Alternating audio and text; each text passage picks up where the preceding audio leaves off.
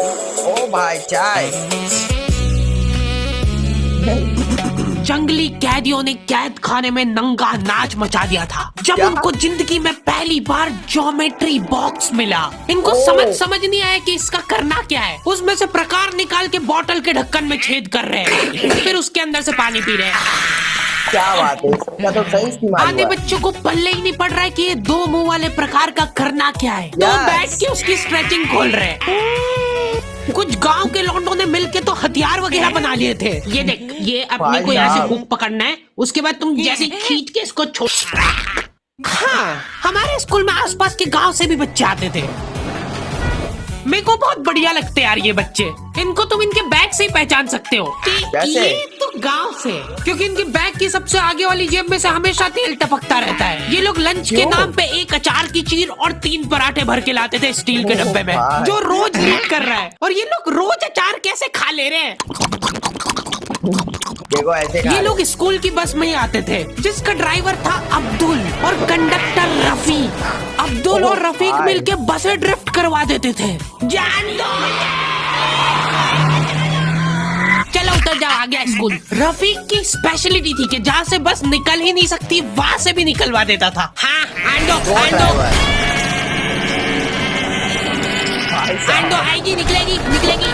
बच्चे पूरा टूट गए। इतनी जगह में तो 4 बसें पार्क हो जाएंगी। हाँ हाँ, जान दो भाई, जान एक बस की दो जगह जान में दो। 4 बस।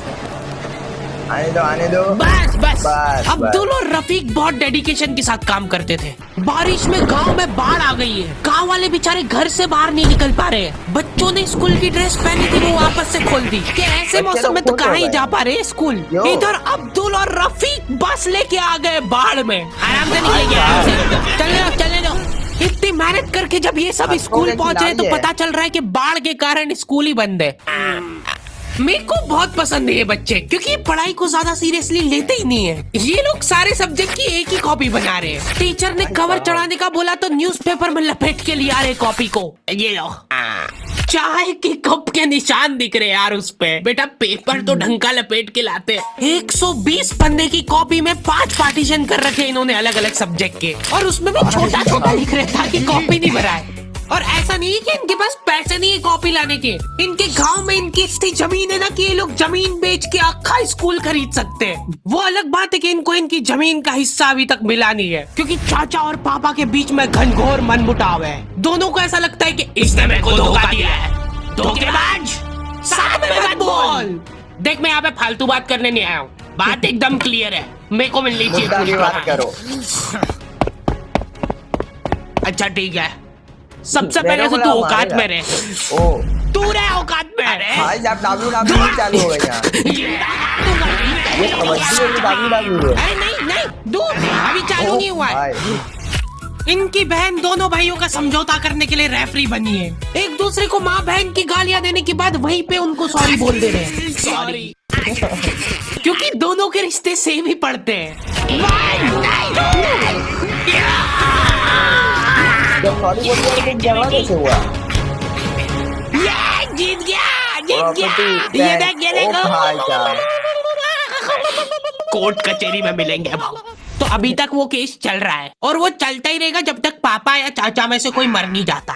हमारी क्लास के बच्चे बहुत बतौकड़े थे, इनके मुंह का थूक खत्म हो जाता था बोल बोल के। अरे देखो, मैंने व्हाट्सएप स्टेटस डाला था उसका हाथ पकड़ के। अब उसको ऐसा लगा कि मेरा स्टेटस सबको दिखता है, पर मैंने सेटिंग्स में जाके स्टेटस सिर्फ उसको विजिबल कर रखा था। लॉन्डो से कुछ भी शेयर करना बहुत रिस्की काम होता है। मेरे को तो अच्छी लगती है यार कंचन। तुमने सिर्फ बोला है कि ये अच्छी लगती है, इधर लॉन्डो ने अफवाह फैलानी चालू कर दी।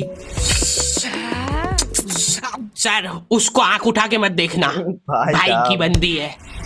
जब भी वो पास से निकल रही है मत करो यार ये हरकत। वो इंटरेस्टेड होगी भी तो भाग जाएगी तुम्हारी हरकतों की वजह से। यार। इतनी ज्यादा बकलोली सहन करने के बाद हमारे क्लास टीचर ने सोचा कि इनका सेटिंग अरेंजमेंट चेंज कर देते हैं। एक लड़का और एक लड़की बैठाएंगे, फिर देखते कैसे बात करते हैं ये। मेरे दोस्तों के पास जो लड़कियां बैठी वो बीच में बैग रख ले रही है ताकि गलती से भी ये दरिंदा उससे टच नहीं हो जाए। इनका तो फिर भी ठीक था, मेरी किस्मत तो बिल्कुल ही घटिया थी। क्या हो जब गया? तक मेरा नंबर आया लड़कियां ही खत्म हो गई हमारी क्लास की। भाई साहब, बहुत अच्छा गलत ठीक है, हुआ। तुम अकेले बैठ जाओ।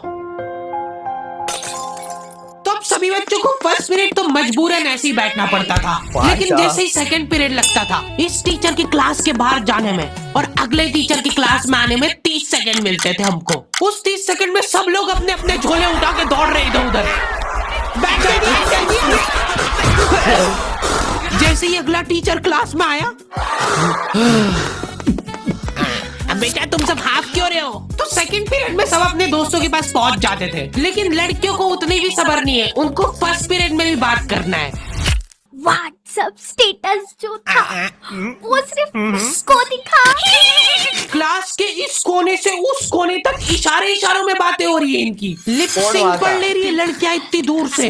या लौंडो को चिल्ला चिल्ला के बताने के बाद भी समझ नहीं आती आधी चीजें। अरे तो तुम इसकी कॉपी नानी के यहाँ क्यों लेके गए थे?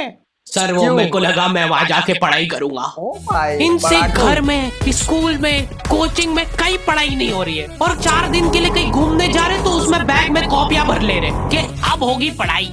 वो भी दूसरे की कॉपी मांग के ले जा रहे हैं। वहाँ जाके सिर्फ कॉपी निकाल के सामने रख दी सबके, ताकि नानी के घर पे तुम्हारा एकदम रोला जम जाए कि लड़का दुनिया इधर से उधर हो जाए पर पढ़ाई नहीं छोड़ता है। लड़का दूसरे की कॉपी मांग के लाया है अपनी कॉपी कंप्लीट करने के लिए, जबकि स्कूल डेली जा रहा है अपना लड़का, फिर भी कॉपी इनकम्प्लीट रह जा रही है। और बात ये कि वहाँ जाके भी इनसे कॉपी कंप्लीट हुई नहीं है, उल्टा हुआ निकाल के रख दी थी और भूल के आ गए कॉपी। और तुम्हारी लीव तो 3 दिन की थी, तुम 5 दिन बाद क्यों आए मुंह उठा के? सर हम लोग तीसरे दिन पे निकल गए थे वहाँ से, और हम जैसे ही ऑटो रिक्शा में बैठे नानी जी ने रोना चालू कर दिया। अब जैसे जैसे ऑटो दूर जा रहा था मेरी नानी जी जोर से रोने लग रहे थे।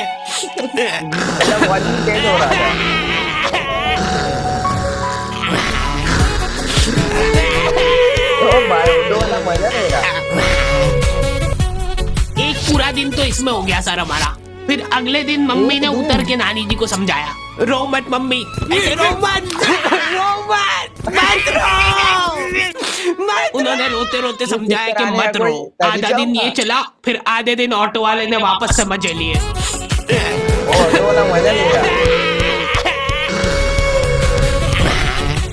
बहुत हरामखोर टाइप बच्चे आते थे हमारे स्कूल में।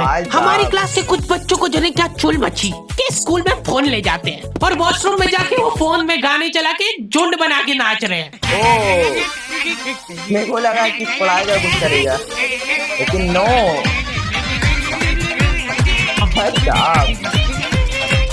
उधर साइड में लाइन डिस्टर्ब हो गई यार उन बच्चों की जो कांच में बाल बनाने के लिए लगी है। वॉशरूम में मूतने से ज्यादा लंबी लाइन बाल जमाने के लिए लगी होती थी। और तुम गौर से देखोगे इनको तो पता चलेगा कि सब लोग सेम ही चीज कर रहे हैं। बाल गीले करके अपनी जेब से कंघा निकाल रहे गोल वाला, उसके अंदर 2 उंगली फंसा रहे और फिर बाल खड़े कर रहे हैं।